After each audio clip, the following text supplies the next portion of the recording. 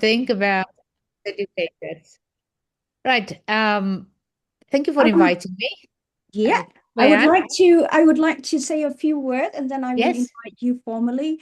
So the Vietnamese Intellectual Society has the pleasure to invite both of you to give a special seminar today and chat a few words about the society. We are a voluntary organization of about 200 Vietnamese academic working across over 70 university in the UK and the Republic of Ireland.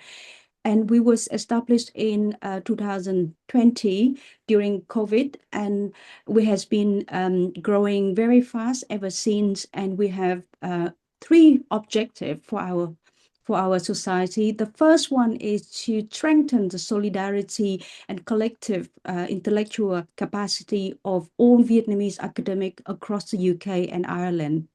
The second one is to support researchers in university and research institute in the UK. The third function is to advise and put forward recommendation to the Vietnamese government as central level as well as provincial level. So those are the three key functions of our society, and we have been working closely with the embassy and various ministry, for example, Ministry of Education and Training, Ministry of Science and Technology, and many other ministry, including Ministry of Finance, and because Vietnam is opening two international financial center in Vietnam, and our professor here who answer in the call today from Manchester is also leading a working group to advise the experts in Vietnam on that matter and various other environmental and AI related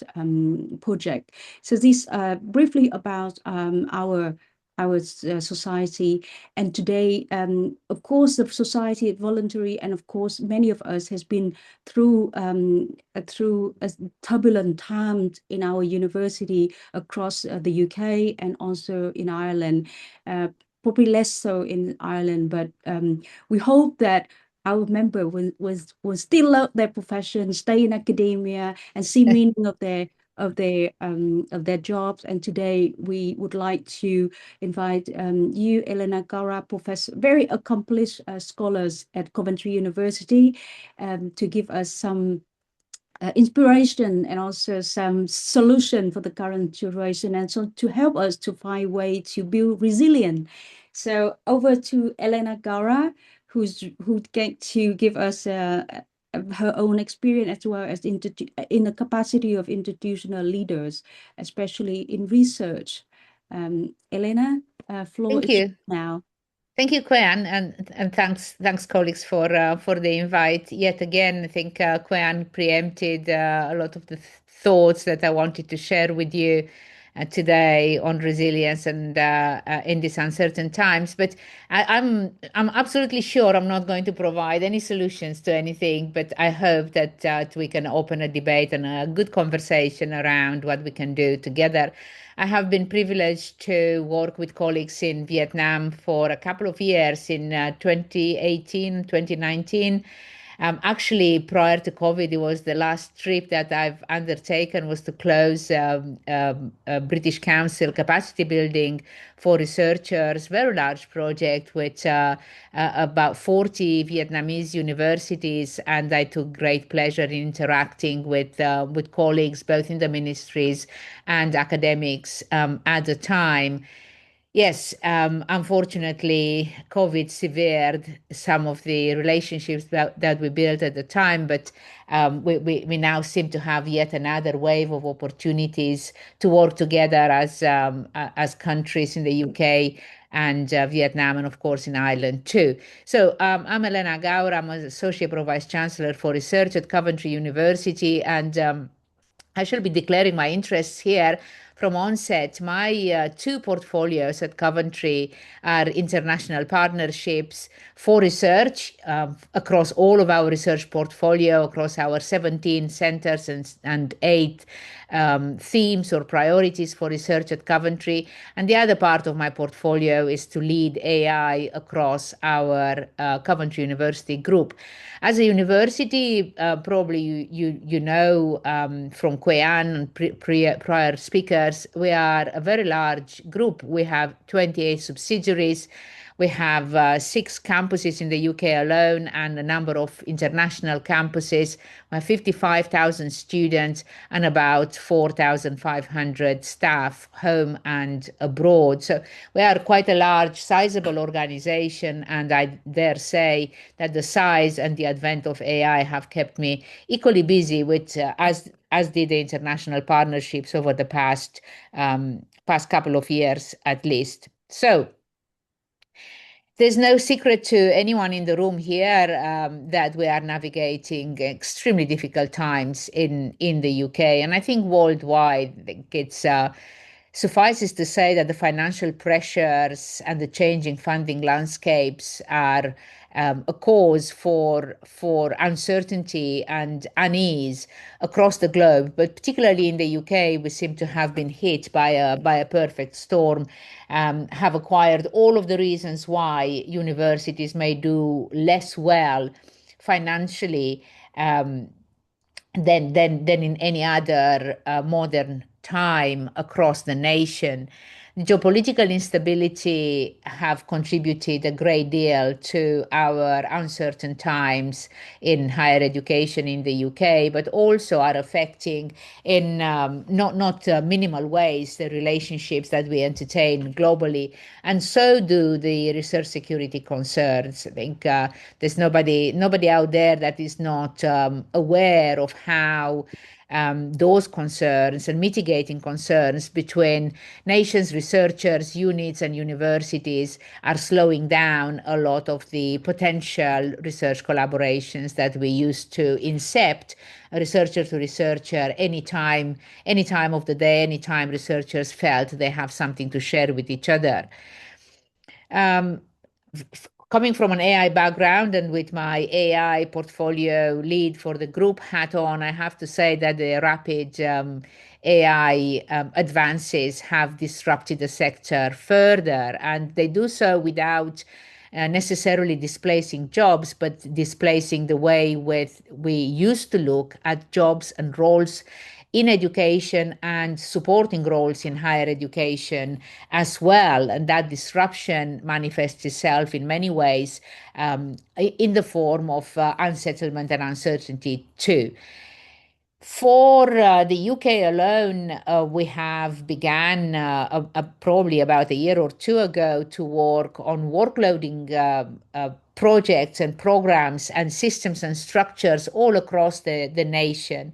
Workloading academics is not something that we used to do. We know that it may be a less efficient tool than workloading workers in a factory at a conveyor belt or whatever, but yet we are in a position now where we are in need of comparing contributions and added value by academics and non-academics colleagues to institutional budgets and institutional wealth. And that has in itself taken a great deal of energy to begin to set up, but also it's adding to the lower than expected morale in academia, or lower than normal morale in academia in the UK. And I am hearing that worldwide, in Australia, for example, and also in the US, efforts to be more systemic in the way we look at the load carried by an academic are underway too. On the good side, we are under a lot of pressure to increase our social and societal impact, economic impact, and economic value of our research. So that's throughout the academe, we see a greater impetus and emphasis on the production of impact. This is a very positive thing. However, it is part of the reality that we are navigating now, where adding impact KPIs and parameters to observe to academic workloads that are already quite full and tremendously heavy for academics to bear has been perceived as a reason for further uncertainty and unsettlement, as I said. So it has been a trying time. It's going to continue to be a trying time from what we see in the UK landscape. You open the news every morning and you hear about yet another university pair coming together to merge. We hear of a lot of redundancies. We hear of many universities going on strike. This is a reality that has become a matter of life and a matter of daily life for academics that are looking around in the UK for what colleagues are doing and for what other institutions are doing. And I'm sure we all do that. However, resilience in research, I would dare say, is fundamentally about people. It is not all about our ability to withstand with our systems all of those barriers, all of those blockades, and all of those things that we talked about already in the previous slide that come at us fast and furious.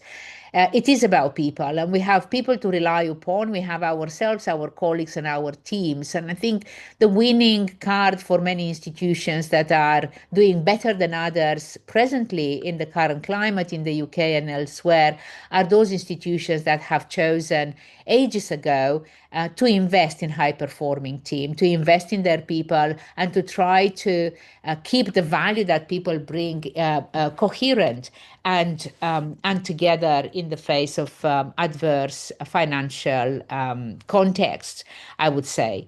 So, why is it resilience in research fundamentally about people? Well, because as people, we have a tendency naturally to build trust before crisis. And trust before crisis serves well within the crisis and post-crisis rehabilitation or reinstation of normality, because we want to invest in communities, not in projects, because we've learned a long time ago in research that working without critical mass is not a good idea. It's not a good idea to invest in research capability, in capital, in setting up labs and setting up infrastructure when we depend for the use and exploitation of that infrastructure to come from one or two people. So investing in people means in research, investing in communities, not projects. Investing in people also means investing in collaboration across borders and disciplines. We have learned more recently, if you wish, probably in the past 10 years at Coventry, I would dare say, that none of the global challenges that we would want to resolve in research are belonging to a single discipline or, for that matter, to a single nation. Those challenges don't have geographical or disciplinary boundaries. They are permeable and they will require many people to come together to resolve them, working across geographies, across cultural backgrounds, and across disciplinary language and concepts and principles.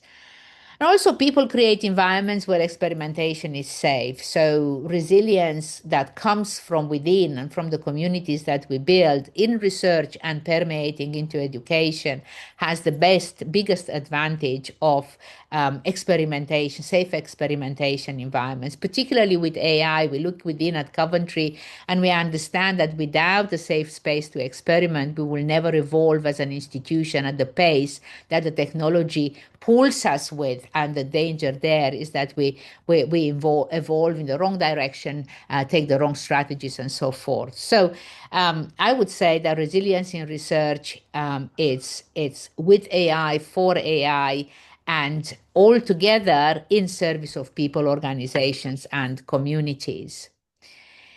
What I have noticed personally, given that I am a disruptor myself as a promoter of AI in my own institution, and also given my portfolio of international partnerships, is that the period of disruption that we've been through in the past 2 years has definitely systematically accelerated our rate of production of new partnerships, interdisciplinary collaboration within and without the organization, accelerated the international co-creation, as well as the digital transformation and the use of AI-enabled tools and practices.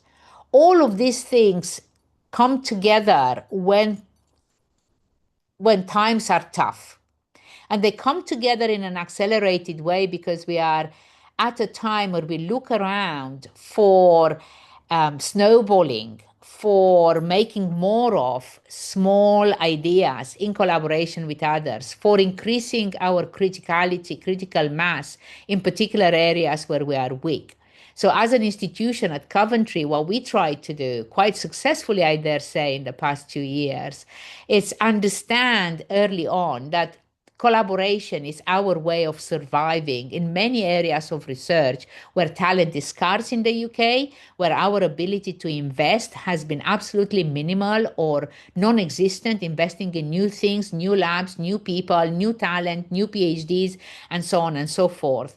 And also learned that international collaboration is actually the only vehicle that we have in the UK, where the smaller the patch we argue about and compete on for research funding, the more the competition increases and the less people work with each other within the country. So what we have left really is focusing nearly entirely all our collaborating efforts internationally. Now, at Coventry, we have a very strong background in doing so. I personally worked while employed at Coventry for the past 26 years. I have collaborated and run projects in 42 countries globally. This is not a small feat, and it's something that I've done personally as a researcher, but many of my colleagues come from those 40 something, 50 countries. I think we are counting probably something in the region of 120 nationalities across the Coventry University body of staff and students, PhD students included. So that's not minimal. So this is the baggage that we carry as an institution that we have been able to accelerate upon in the past 2 years when times were tough at home. So as a matter of personal reflection, in addition to the acceleration that I have spoken about internally, is that for many colleagues that I meet with in my international endeavors, for the colleagues that are remaining on the home front and within the institutions that we are working with internationally and nationally in the UK, within Coventry University as a group, those that are still standing to be counted are those academics, particularly researchers, that feel that discovery still matters, that students still matter, that the generation of new knowledge is at the core of their being. That's who they are and what they are defined by, and that collaboration has no borders. Ultimately, we are left in a really deprived UK ecosystem with the people that feel other people within that ecosystem still matter. And this is what we see in the way the crisis is dealt with by so many other people at other universities in the UK. So for me, I think there is a great, bright future to come in the UK and elsewhere in higher education that comes from the courage, collaboration, imagination, and responsible innovation. And with those reflections, I would just like to end on a few questions that I feel are important for us as educators, as researchers, and as higher education pillars, each and every one of us across the globe, about us, about our institutions, and about resilience. It's not what makes people resilient, which is what I try to answer today, but what makes institutions overall resilient. How can actually international partnerships sustain research ecosystems? Not by the goodwill of some institutions that, like Coventry, that decided to invest in them, by the will of all. However, how do we preserve humanity, during AI-driven transformation, and what should universities protect most carefully during this disruption, along with the people that should be at the heart of the drivers for AI higher education in the UK and elsewhere. So those questions for me remain really important questions. I'm sure we are not going to answer them all here, but if we all take them home and think about our own contexts within the framing of those questions, I think we'll go further, faster together. Thank you. Thank you. It's really inspiring. And thank you so much, Elena, to give us a very concise overview of what Coventry Group is working toward, and also your personal reflection on those experience in the turbulent time. For very quick, short time now for any quick question, clarification, because our program would be the second speaker, Professor Tsiligkiris, going to give us another perspective. But if you have any question, please do type in the chat. And if any quick question, burning question, please turn on your camera and ask Professor Elena Gaura immediately. I hope, Elena, you could stay with us a little bit longer. Yes, absolutely. I'll be here throughout the meeting. Thank you very much. Thank you very much. Anyone would like to have their question raised immediately now? And feel free to put in the chat as well.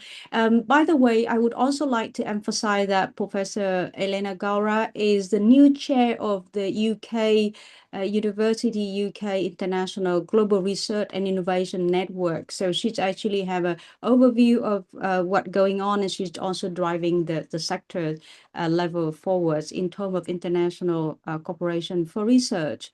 She has special interest in Vietnam, and she's been to Vietnam a number of times, Yes. working with various universities, especially Hanoi University of Science and Technology, and many of you in the call. I can see that you either working with them or former students, for example. So if there is no burning question right now, please take your time and put it in the chat. Now I would very much like to invite Professor Vangelis Tsiligkiris. Pardon me if I didn't make it correct. I have the privilege to follow the work of Professor Tsiligkiris for a long time, because my personal interest is in transnational education partnership. Very interestingly, Professor has been working at the head of Department for Accounting and Finance at University of Nottingham, Trent University, but he has done significant range of research project in UK transnational education across the globe. He's a very known name in the sector, so he probably have a very interesting perspective on resilience and how partnership in education are going to look like in the coming year, and what lesson we have learned over the past decade. Floor is yours, please, Professor Tsiligkiris. Okay, thank you very much. First of all, let me check that you can see my screen and you can hear me okay. Is it working all good? Yeah, all right. Thanks very much, and thanks for the very kind invitation and the kind introduction. Feel free to just call me Vangelis, because I know that my surname is a pain for everybody, including my students. First of all, just to say that I couldn't agree more with what Elena was saying earlier, and I think the way that you put the program together, I think was great, because we have quite a lot of common views on a number of areas. What I'm going to talk about is obviously I'm going to be focusing more on transnational education for a number of reasons, but I'm equally going to reflect a little bit on collaborative research, because for two things. One is because I'm the co-chair of the International Committee of CABS, of the Association of Business Schools in the UK. And as part of our work, we have already issued a TNE policy statement for business schools in the UK. And also now we are due to publish our statement for transnational research collaboration, which is, according to what I know, is the first of its kind globally to set the scene, the outline of how transnational research collaboration should happen. And that reflects pretty much to a number of principles that Elena was talking about. So what I'm talking about today is TNE, but also has elements of research collaboration as well, because the two, for me, are going to be going together going forward.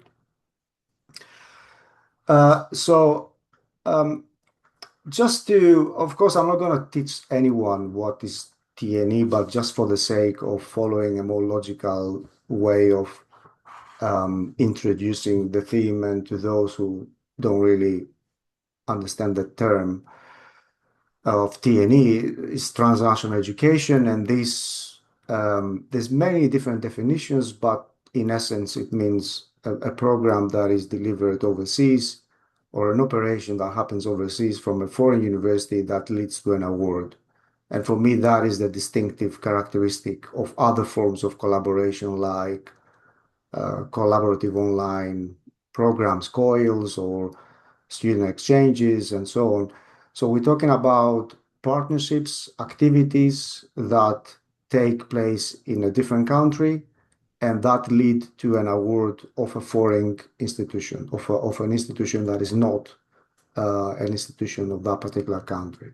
Of course, there are blurring lines there when you have a foreign institution operating in a country as a private, let's say, university. So that becomes a little bit blurred. But for the sake of setting the scene, the models that you see in the screen pretty much summarize the different forms of TNE. Is a very popular term these days, but as others in the call know, this has been going on for a lot of time, many years, more than 3 decades or even more. Back in the days, there was only like a few people looking into that in a serious way and researching it, and it was mainly happening out of the personal interest of different individuals, or it was happening as part of two individuals coming together and then establishing a partnership. So pretty much for a long period of time, TNE was happening in a very unplanned, unstructured, unintended way. Now, just to give you an idea of the scale in relation to the UK. So the UK is one of the prime countries that is involved in TNE. And if we were to adopt this terminology of home and host country, so home is the country that exports the programs, and host is the country that is hosting the programs. The UK is one of the prime home countries, exporting countries of TNE. And it has quite a big scale. Recently, there are arguments that it has overtaken the number of students that are actually studying in the UK. The number of international students studying in the UK is claimed to be less now than the TNE students who are studying overseas for a UK award. Personally, I don't think that is exactly the case, but pretty much is giving you the idea that TNE is becoming a quite substantial part of the UK higher education sector. And this is why it has now been included more prominently in the UK higher education strategy that it was updated in 2026.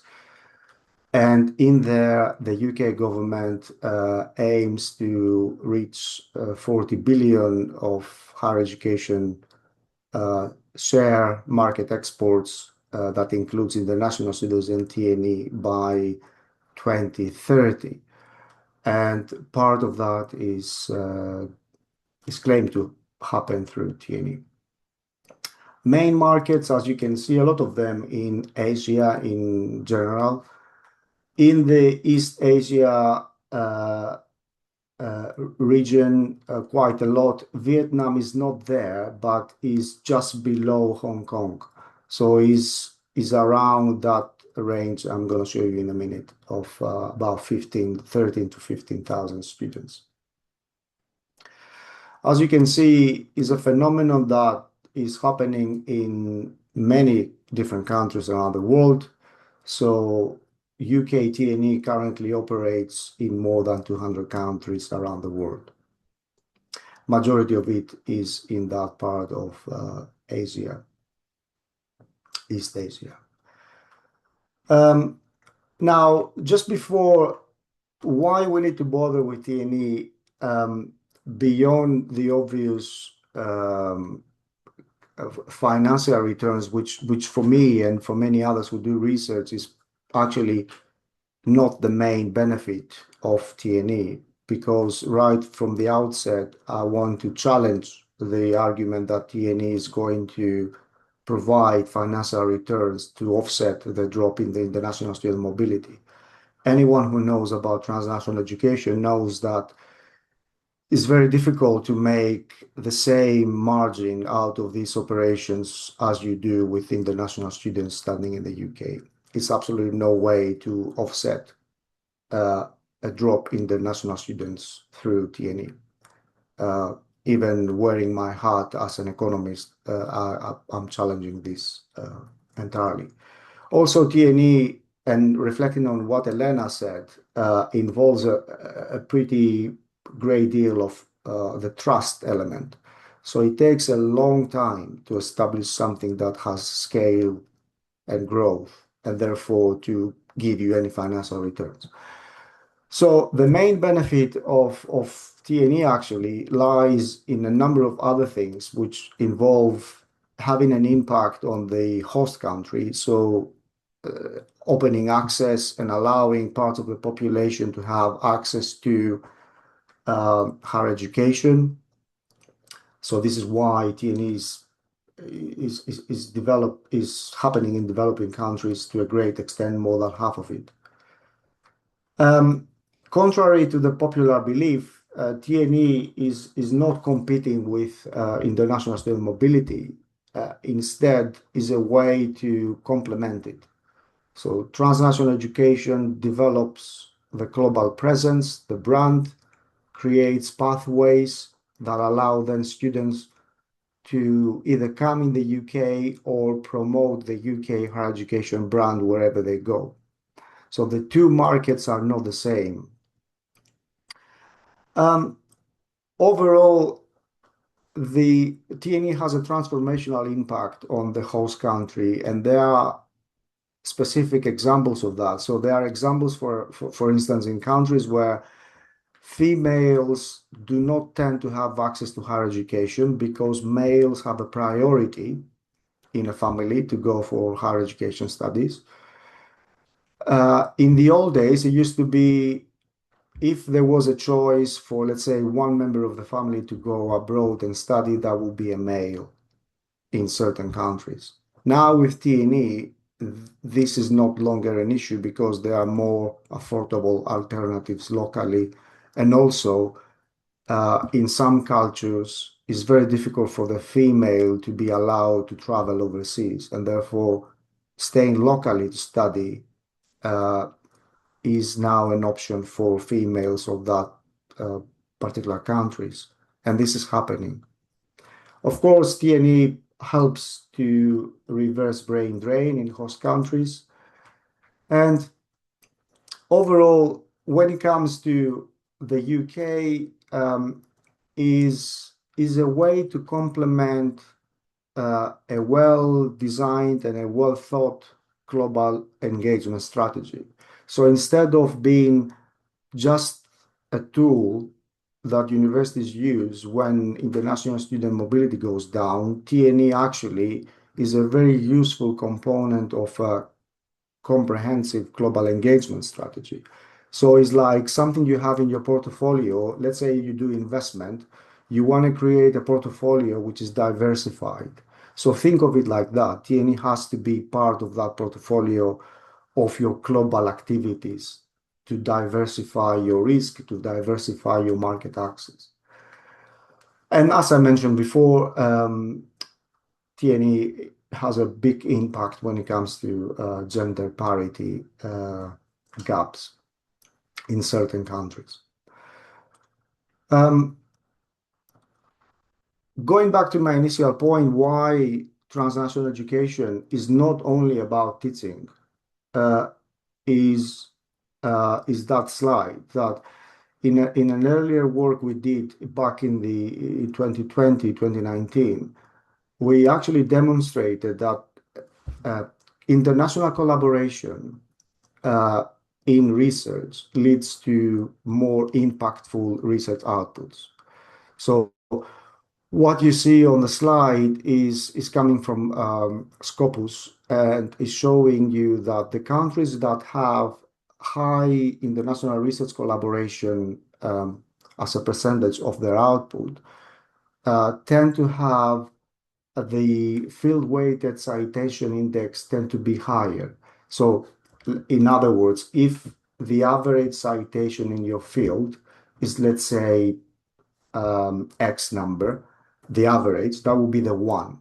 So if you publish something and gets the average citations, you'll be sitting in the one line there. If you get more than the average, you are exceeding the average, so you'll be more than one. Of course, the more higher than one, the more impactful your research in comparison to your average in your field.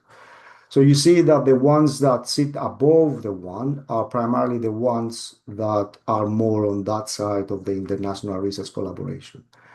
What this slide shows you is that publications that involve international authors, so there is international collaboration in the authorship, tend to have a higher than the average citation.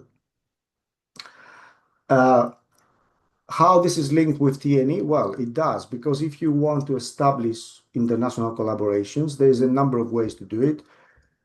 You go back to your contacts. Let's say if you study somewhere, you build contacts through conferences, and then you look at possibly the partners of your university that you are engaging with. And of course, in a context of broadening TNE and deepening these collaborations, because that's the trend, to go for deeper collaborations, more comprehensive other than teaching, it goes without saying that the more of these collaborations you do, the more chances there are that you are going to be publishing that type of research. So actually, that slide gives you the way in to claim that, in fact, transnational education allows to build research capacity and capability to publish good quality and impactful research. Now, of course, recently in the news, we see a lot of discussion again about TNE.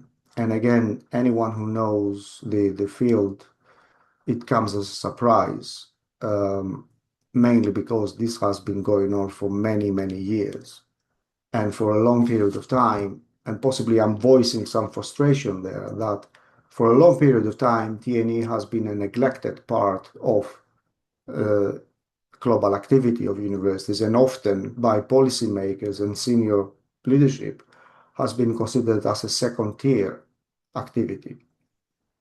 Low quality, only for financial returns, and so on and so forth. So now we see a renewed interest on TNE, and there's lots of claims that TNE is going to solve all the problems that exist in the higher education market in the UK. But it won't. What we see here is we see a renewed interest of TNE mainly in the UK, for the very superficial reasons of this market saturation. So there's a high competition for international students. There is policy problems that lead to the need to find alternative routes to market. But equally, there is now this critique of the traditional transnational education model. So in the old days, transnational education was a need also for the other side. So a lot of the Asian countries needed transnational education to close the gap in the supply of higher education. These days, that's no longer the case. There's a substantial capacity of higher education offer in all of these countries that used to be TNE hosts. So now the host countries of TNE are more skeptical about what sort of TNE they should allow in the country, what type of TNE, what is the quality, what is the benefit for the country, and so on and so forth. So it's not as easy as it used to be for the UK to pursue TNE in those countries because of the capacity. Also, because transnational education from the UK side is often not well designed, it reaches host countries with the wrong features. And one of these wrong features is the pricing. So the pricing of TNE tends at sometimes to replicate the inequalities that already exist in a country. And that is also something that is criticized. The other main problem that TNE is criticized is about the fit for purpose for this new world that we are in. So there is more concern about systemic events, geopolitics, pandemics, changes in policies.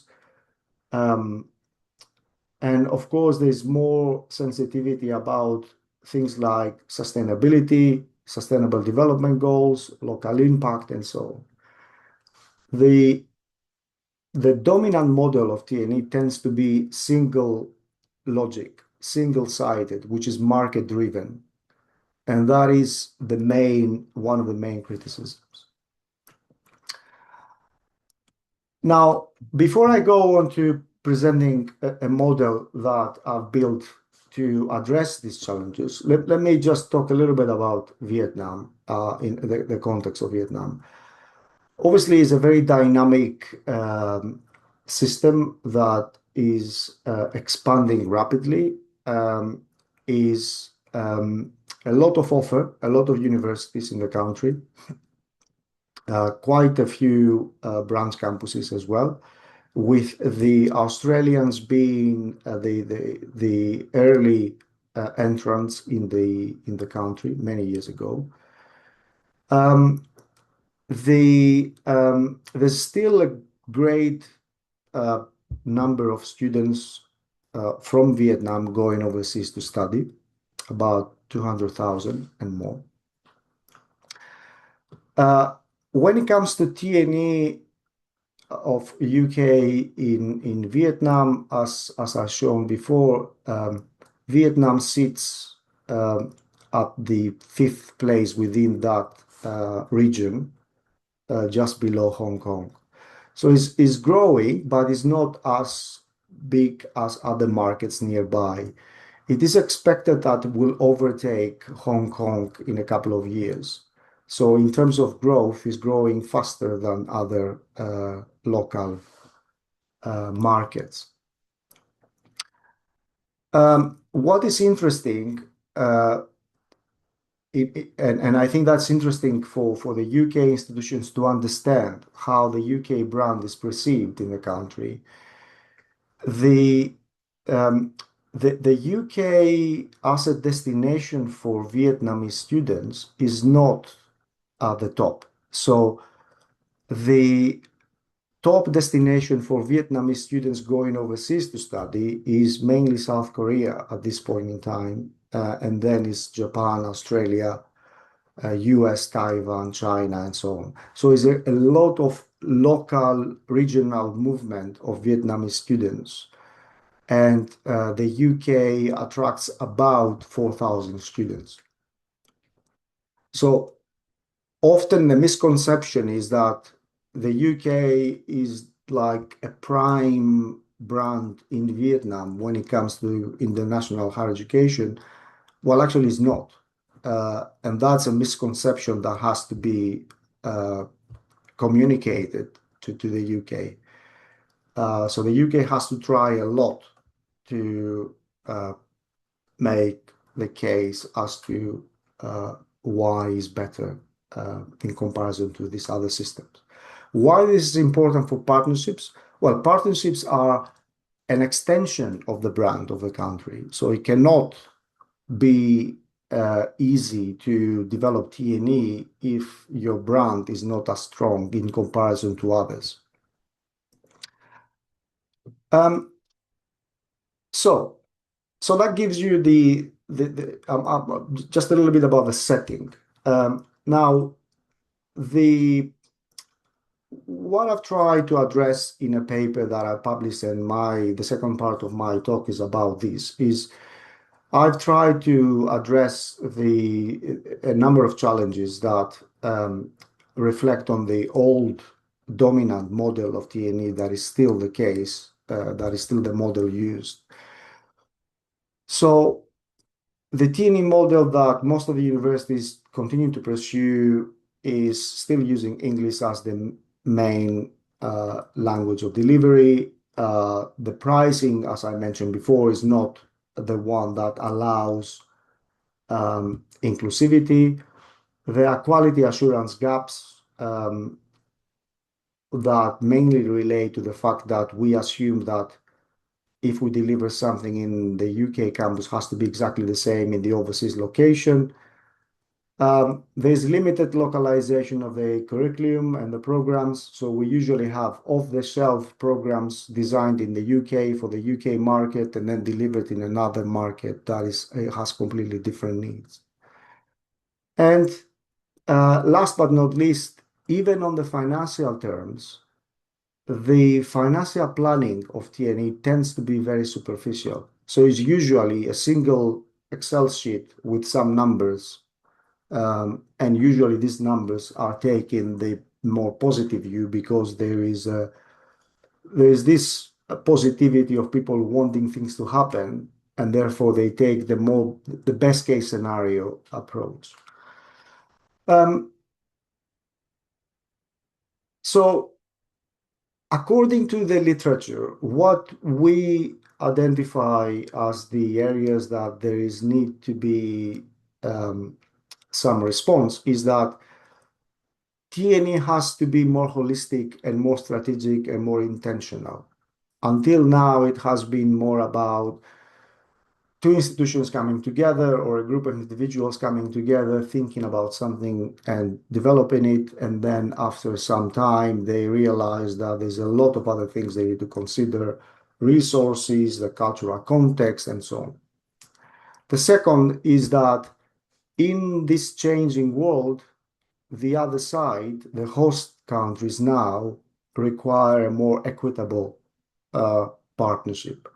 And that involves the design phase, the governance phase, and also the benefits split. And additionally, T&E has to be sustainable, which means sustainable in terms longer-term success and viability, but also sustainable in terms of the impact it has.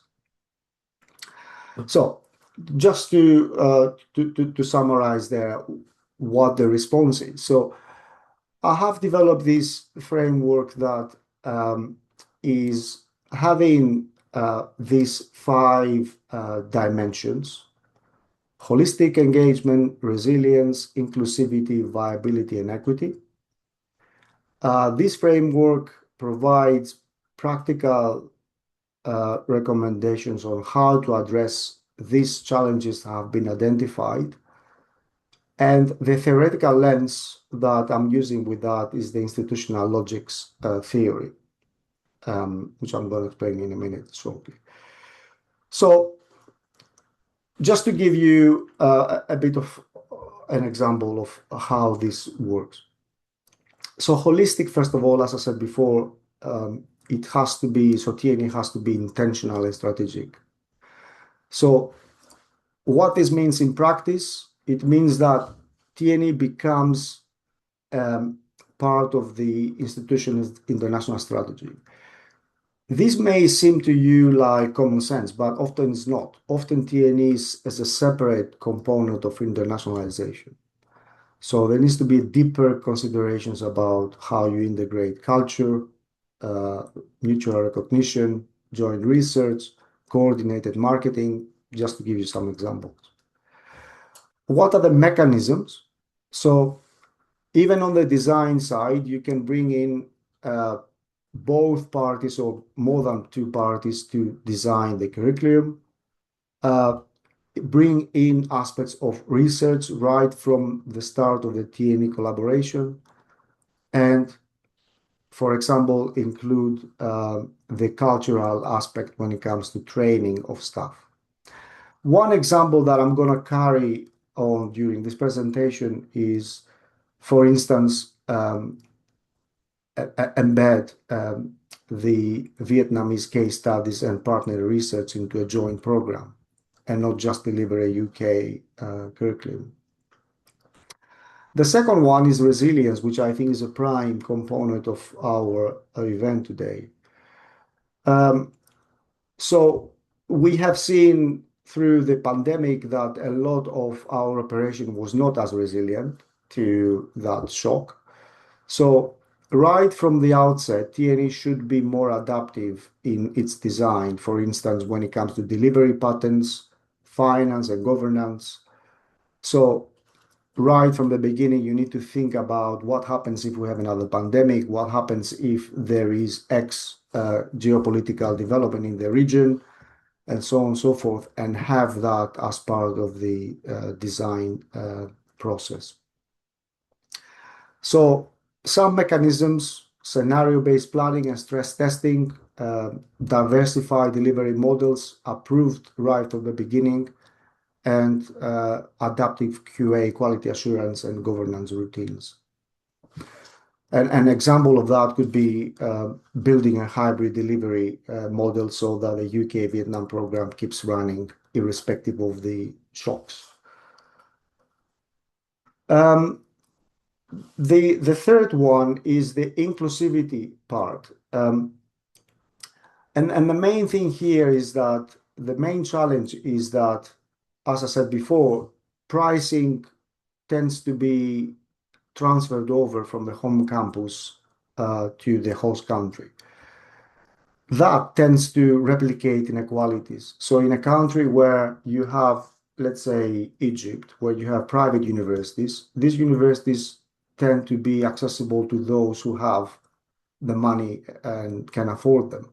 So if you want to be inclusive, you need to think of what are the parts of the markets that could give you scale, but in order to access them, you need to tweak your pricing strategy. In that way, you achieve the financial returns, but also you are pursuing your inclusivity agenda.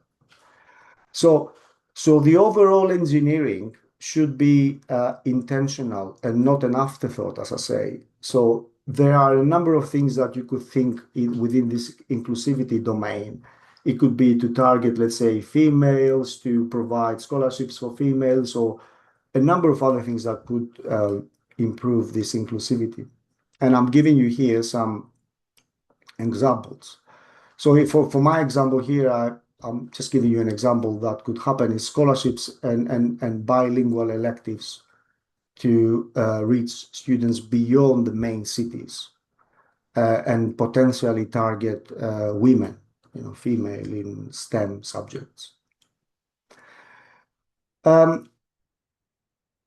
One key element, of course, there remains the financial planning. So viability remains a key component of every successful T&E. What I'm claiming for here is a more sophisticated and comprehensive financial planning consideration. So have a proper financial modeling that looks for 5 to 10 years horizon and is far more comprehensive and transparent. And the planning here, for instance, it could be to consider the broad range of things, including corporate sponsorships or research grants. So you deal with it as you will do in a local provision when you are, let's say, planning the budget for a school or a department or a faculty. It should be in a similar way. And the last one is the equity part. So the key criticism here is that the majority of the margin, the majority of the benefit goes to the home institution, to the UK institution in our example. What I'm claiming for here through this model is that equity should be built into the partnership right from the beginning and should be reflected on the governance, the financial terms, and the intellectual property recognition. So the partner, what I say here is a co-producer and not simply a venue to deliver something. And some examples is the governance mechanisms, the boards, the memberships of the boards, how revenues are shared, and what is the recognition of local intellectual property. And the example I'm giving is that Vietnamese faculty share authorship, governance seats, and a defined share of program revenue, not just delivery duties. And the entire idea as well is that these dimensions should reflect on the institutional logic theory that claims that when an institution is pursuing its strategy, it balances between a number of different logics, a number of different priorities. The market logic, universities need to be efficient, make money, capture market share. The professional logic, which is our academic rigor, quality, accountability, and so on.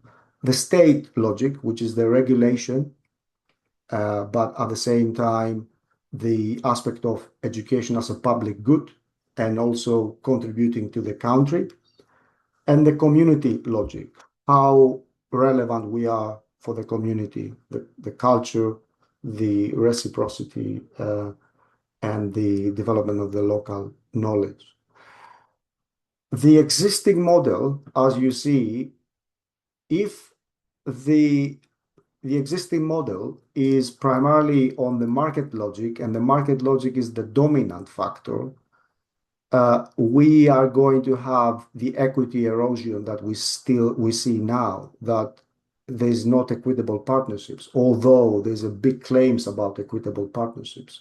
So when you are designing partnerships, what I'm claiming for here is try to balance these four logics in order none of those becomes dominant. Because if one of those four becomes dominant, it leads to certain risks. So let's say if you over invest in the state logic, you may be losing on the financial returns, and you may be developing something that you cannot sustain, and so on and so forth. So I leave you with that. So my tool is mainly to give you that structured thinking about the dimensions you need to consider, and it is giving you as well the theoretical underpinning to develop your thinking when you are developing partnerships that most likely, if you do them in that way, will be fit for purpose for the world that we are going into for the next decade. So if you were to get a more practical example of how this could be applied in an example of, let's say, a UK university partnering with a Vietnamese public university for a joint BN program, just to get some examples of the different dimensions and how they relate to that example. That will be some. The acronym for the framework is THRIVE. So the T is obviously transnational education. So this is why it doesn't exist there.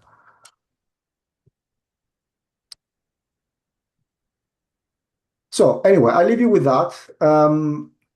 Implications, obviously, for leaders and policymakers, have already highlighted those, but it's primarily is a tool to design, but also is a tool to audit. This tool, you could use it to audit your existing partnerships and say, well, by the way, let's see how well we're doing in this regard. So it's a more meaningful way to pursue what we call equitable partnerships, for example, or sustainable partnerships, without losing the fundamental focus on financial viability as well. So that's all I had. Thank you so much, and open for questions. Thank you so much, Vangelis. I think it's very brilliant. I was very amazed by the insightful knowledge that you have about Vietnam, TNE over the years, and also even the latest figure that Korea is actually the most chosen by Vietnamese student, which is like a Korean Hallyu wave in Vietnam in the past decade. I would like to give the floor. I would like to see. Would like to invite Elena back. There are a few questions in the chat for her, but I really like the new framework that Vangelis mentioned. I'm going to have more questions about that, but I would first invite Elena to address. Maybe Viet-Anh, could you please turn on your camera and ask the question that you type in the chat. Okay, so I am going to start with two of the questions that are possibly somewhat related, but also quite important to maybe air a response to. So the first one is from Tam, who is asking, given the current trends and circumstances, what's your advice for PhD students who want to work in academia in the future? I'm going to answer straightforwardly that one of the best exports that UK has always had and will always have is education. Education, our education system is strong, is robust, is founded on decades and centuries of deep research and innovation. That's not going to disappear. There's always going to be scope for work, for research, and for contributions across all of our global challenges. How that is going to be shaped at microsystem level, at university level, at institutional level, may look different. But our PhD degrees are as worthwhile now as they have always been and they will always be. Our research questions, the sturdiness of that, and our rigor in conducting research is valued globally. And there is nothing that will shake that, I would say, not now and not in the near future. Whether or not the graduates from PhDs in the UK will choose to remain in the UK to apply their research skills and become independent researchers or not, that's a different matter altogether. And I don't think that that's the concern in this space here. But be assured that anyone coming into the UK to receive education and be part of co-creating solutions to global challenges will have their travels and their work well worth it, as now as has been in the past. So that's, to me, I think it's very, very important. The other question that's really increasingly important is whether or not we have learned already how to co-create across cultures and boundaries sufficiently. And are we going to continue to do so? I would say we shouldn't continue to do co-creation as we do it now. We should strive to do it better.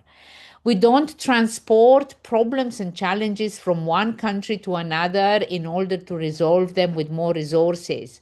We should apply ourselves to understand common traits of challenges that are global and provide solutions that accommodate those traits rather than individual country challenges. Many a time I am asked, what can I bring to our education system in another country that I don't understand? And my answer to that is exactly that, the lack of understanding that I have.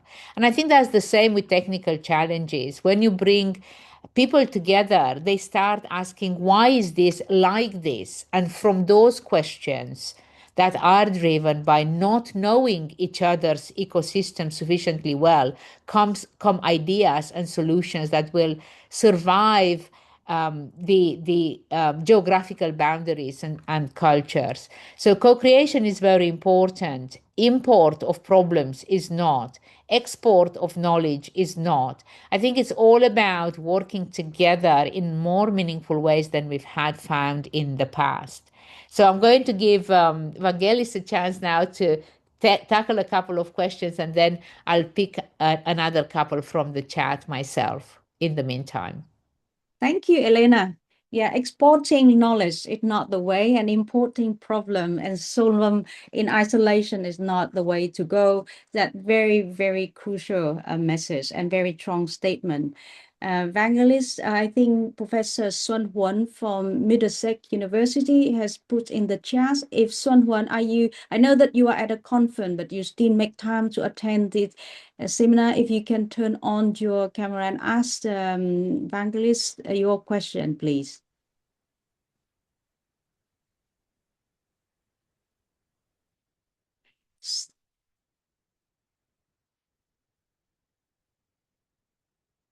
If Huân is not here on the chat, or for some reason cannot turn on his camera to ask the question, I can read the question. So he asks whether T&E partnership need external funding to make them work.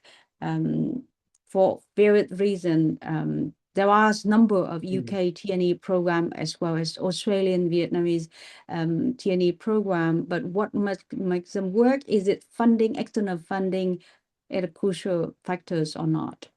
I think yes, and I think it's happening already. So a lot of the branch campuses are actually happening with the use of external funding.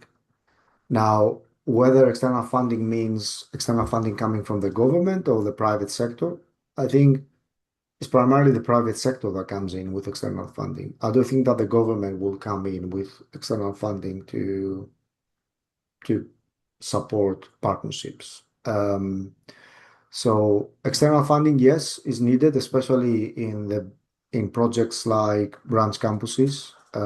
What you see in India now, the majority of them are happening with external funding, private equity money, and these are joint ventures primarily. So the higher you go in the ladder of the complexity of T&E, the more the need for financial input from other sources, and that's primarily private businesses. So yes, I think it's absolutely essential. So external funding. I don't think I'm absolutely certain that the government would not provide external funding for partnerships. There are some money that coming in to support some preliminary work. So money coming from the British Council, but that's primarily to explore projects and to create some initial matchmaking or initial stages of collaboration, but that's not to sustain the actual collaboration. Yeah. So you're talking for 20,000, 25,000 pounds kind of money. Thank you very much. You actually give a snapshot of what T&E is about, but T&E is actually consists of arrangement like from international campuses or joint university or joint program levels. So in Vietnam, you probably have heard that Vietnam has been building or establishing education hub, regional education hub, which is a very ambitious program. But also, what lesson can Vietnam draw from neighboring country like Education City in Malaysia, Hong Kong, and Singapore? They may bear a different name like Knowledge Hub or Innovation Hub or so on. And what could Vietnam draw on those education hub? Is that for me for this question? Yes. Yeah, I just posed the question. I think for me, always the key thing I say is that there is not a single country that their education minister is not aspiring to create an education hub. So every country in the world is claiming that they want to become an education hub. So Vietnam is not an exception to that. So my suggestion would be, do not stick with a narrative of becoming an education hub to begin with. So that is the first thing not to do. You don't want to become an education hub. You want to become an ecosystem that attracts international students for the value it provides. That would be my answer to that. And that my answer to that would be even for the UK. So the UK has to do a similar thing.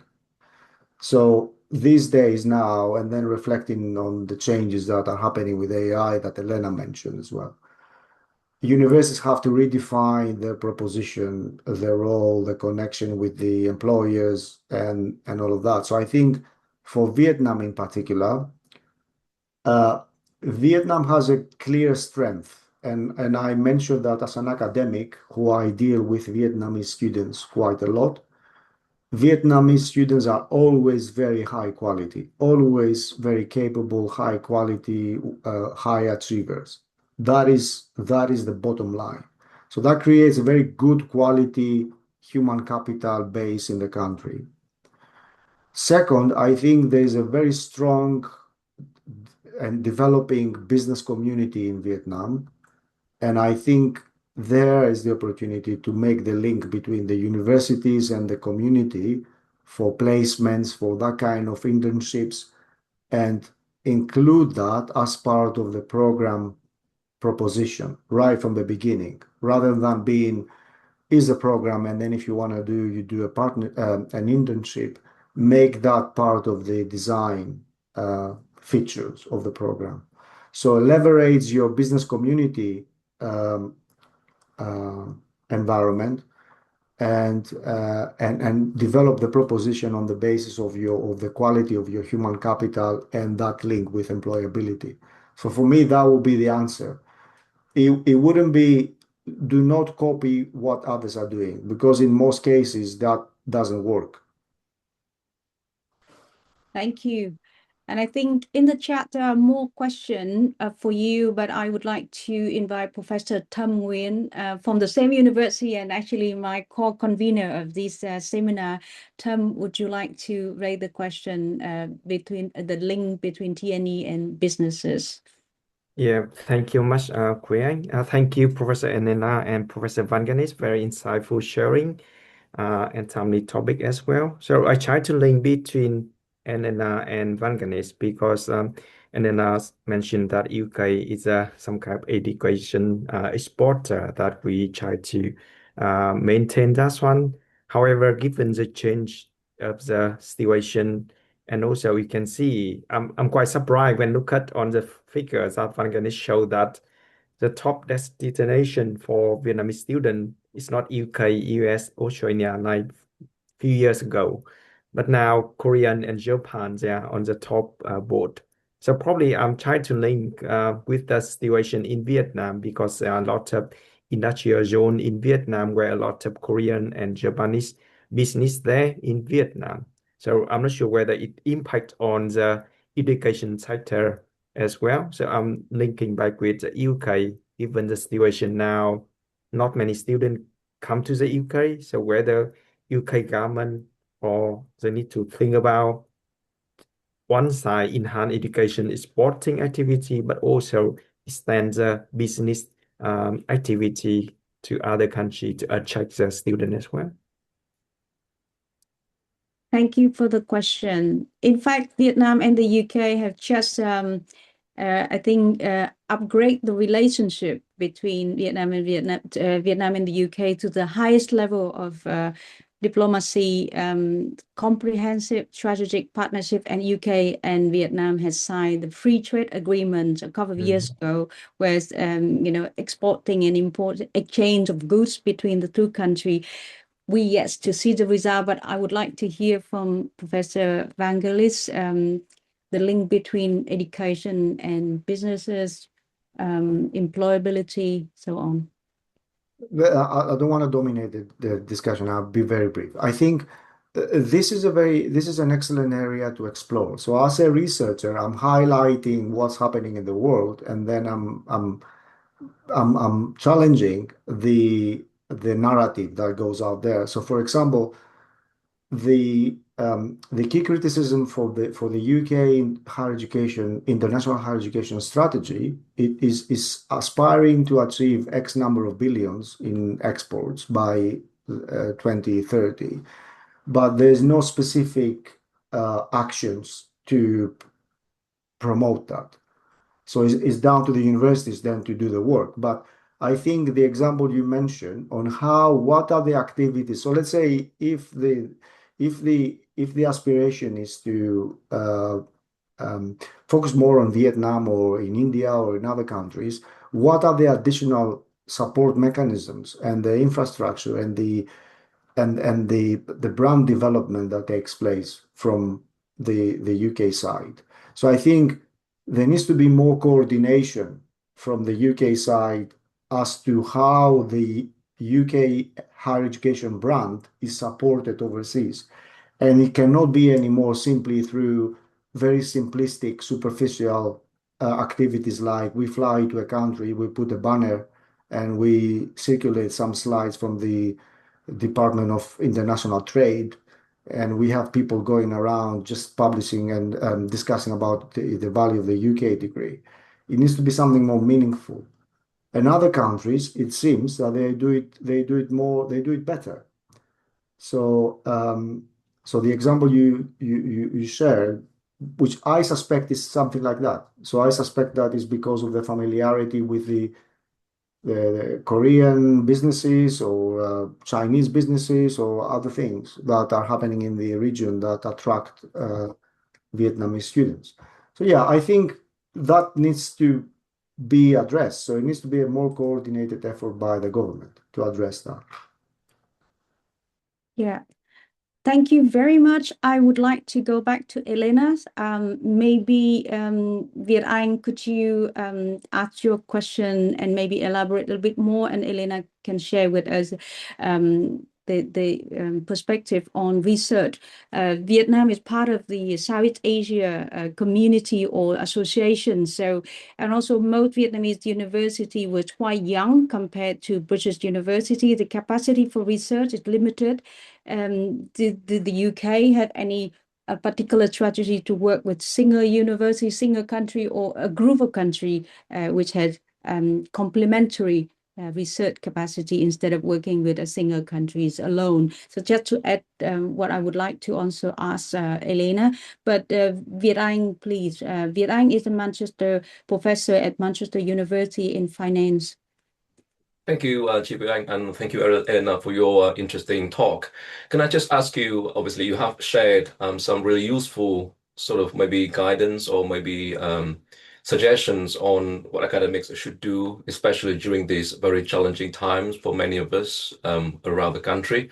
I just wanted to know whether you have any sort of maybe some sort of viewpoints on the different disciplines, because I guess maybe it's very hard for various colleagues in different disciplines facing maybe some uncertainty. So we heard, for example, a few weeks ago that colleagues in physics or chemistry in Sheffield are facing bad news, and then In other places, you have colleagues in languages and other humanities disciplines are facing some sort of difficulty. So, is there any difference in the way in which we should provide guidance or suggestions for colleagues in different disciplines, what they should do, Yeah. and also for colleagues in different stages of their development?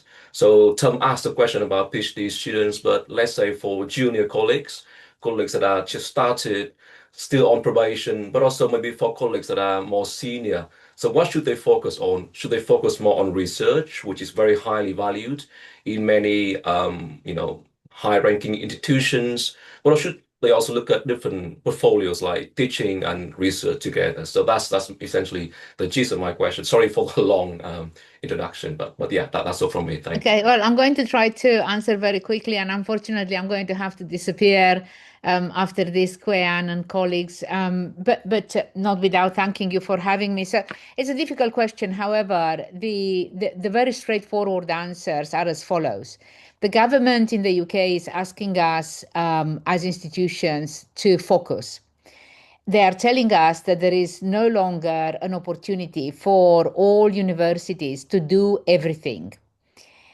They're saying, find your strength, find your areas of focus, find where you want to invest thematically for your research. And within those areas, become the best that you can absolutely be.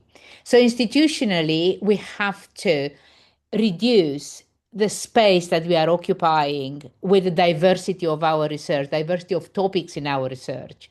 So my advice for anyone going to another UK institution or coming into the UK is choose the institution that you want to work in and with carefully so that you fit within their areas of strength. Otherwise, you're just lost in the noise. For colleagues that enter academia now as PhD students or as early career researchers, I am of the old class. I am an educator at heart. I joined the academe to educate, and you can't educate without research, and you can't research without educating, because there is no funnel to put the outcome of your research out into the growing of the new generation intellectuals in the country and globally. So my personal view, which is not necessarily shared by everyone, is that we need to remain portfolio full.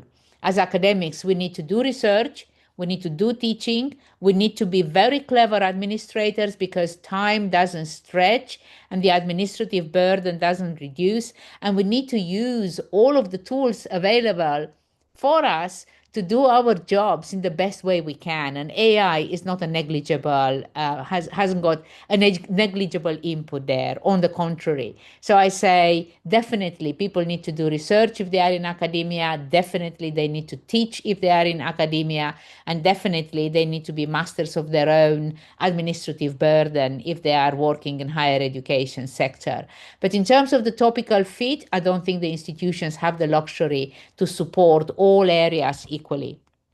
And I think this is something that we are going through the pains of momentarily, but across the country and globally, we are going to be remaining strong in all areas. So physicists will be attracted to places that have prioritized physics, and linguists to places that prioritized languages. At Coventry, we have strength in 7 areas, and that's where we are going. We're saying, well, if you want to come and work with us at Coventry, here are the areas we are working in, and we are the best we could possibly be in. So I hope that that somewhat answered your very pertinent and difficult set of questions, actually.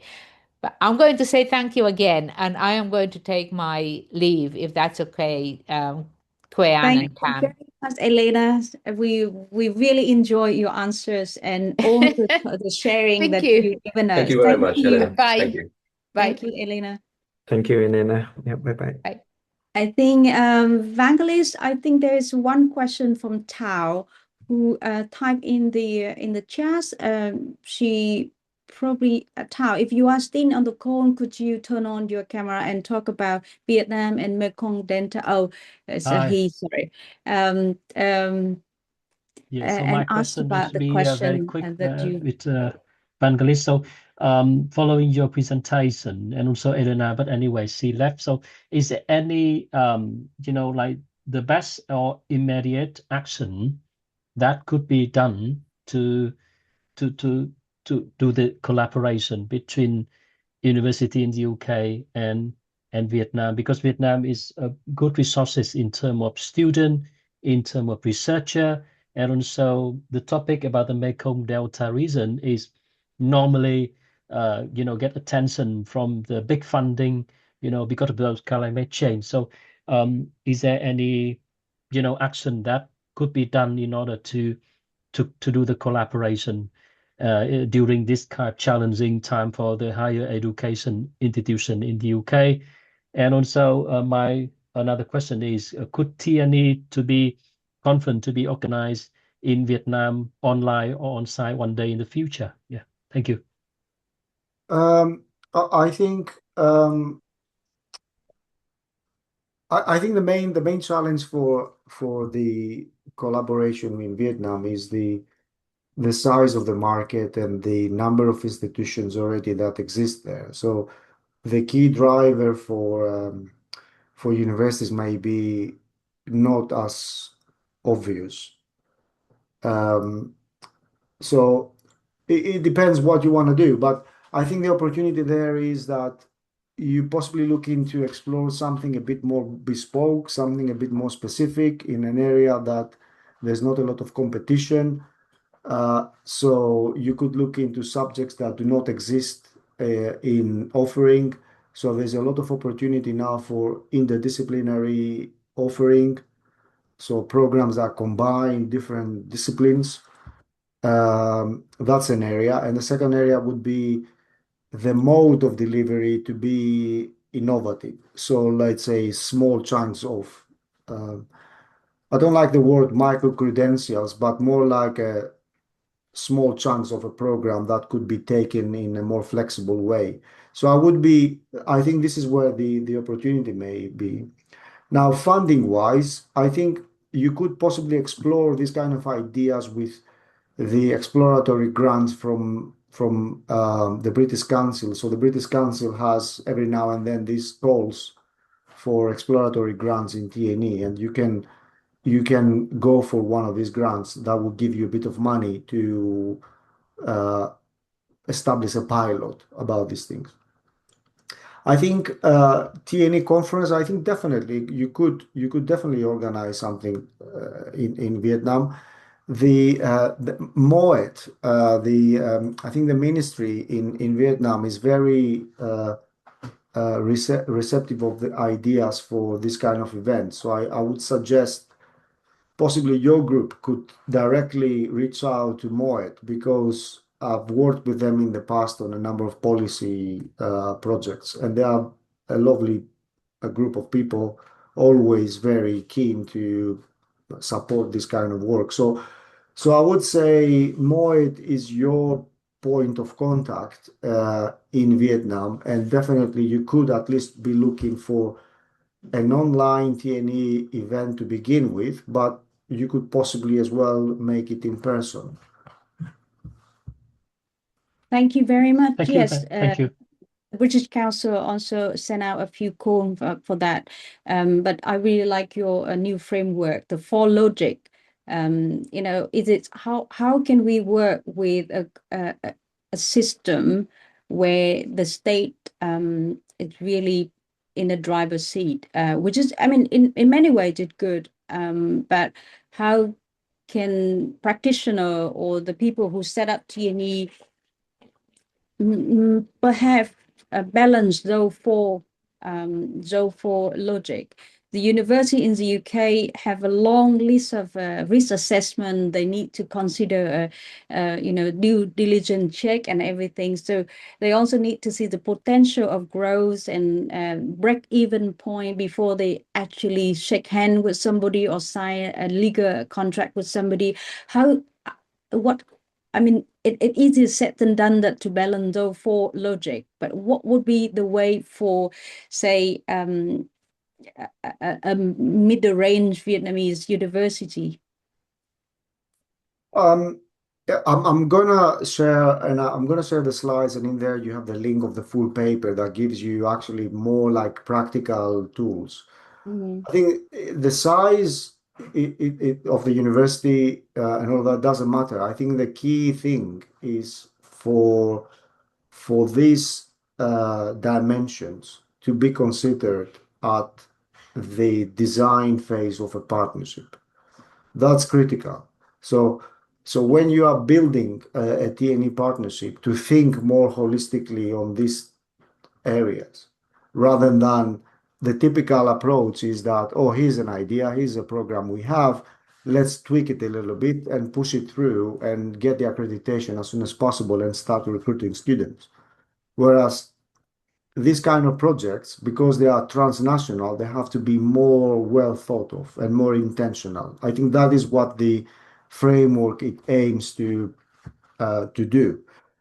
So when you have, let's say, negotiations, irrespective whether you are a big or small university, you have the framework in front of you and say, well, actually, how we deal with this dimension, how we deal with the other dimension. Yeah. It's not gonna solve all of your problems, but most likely it's gonna solve most of them. Yeah, I think we come to the end of the session, but one burning question I would also like to raise and hear your take on it. At a community of academic diaspora, how much should we go? How far should we go? How much should we go into the TNE if there is still misunderstanding that TNE is for revenue making for UK university? So how can we change the perception so that whenever we involve in any partnership development or even delivery program, we would need to improve the understanding from both sides. And because in some cases we don't feel belong to either way, and we don't want to be at that space, at that very awkward space. No, I think that's a very valid point, and this feeling of not belonging either side is something that I can relate to because I'm also diaspora, but not from Vietnam, obviously from another country. But I think you have an opportunity there, which is actually your community can serve exactly that role, that you have the insight of both worlds, both the UK academia, because you are working in it, but also you understand well the context of Vietnam and a lot of things that someone who is not from Vietnam cannot grasp and understand. So I think your community is exactly the right group of people to highlight all these aspects. Well, have you thought about the culture? Have you thought about the region? So how you can do that? It depends. I think you could have, for instance, an event that looks more onto these things. You could write a report or you could write an article in popular media about Vietnam as a destination for UK programs in comparison to, let's say, other countries, and talk about these misconceptions about, well, actually, Vietnamese students are choosing Korea or other countries rather than the UK. Why is that? Um, so I think you can raise awareness using your group. Um, that would be my first recommendation. Thank you. Thank you very much. It's really invaluable to us. I would also like to thank Professor Tham Nguyen, who is co-convener of this seminar, and especially thank to the two speakers. And Vangelis, we would love to have you at another occasion. And I'm sure that when we have a lot of delegation from the ministry and the government coming to Vietnam, if we have any opportunity in the future, we would like to have you on board with us. Thank you very much, everyone, and thank you for your engagement and interesting question. Thank you, everyone. Could I ask some of the governing board, executive board of the VIS just stay on for two more minutes? Thank you very much, and I hope you have some lunch, Vangelis. Thank you. Thank you, Quyen. Thank you very much, Vangelis, and everyone.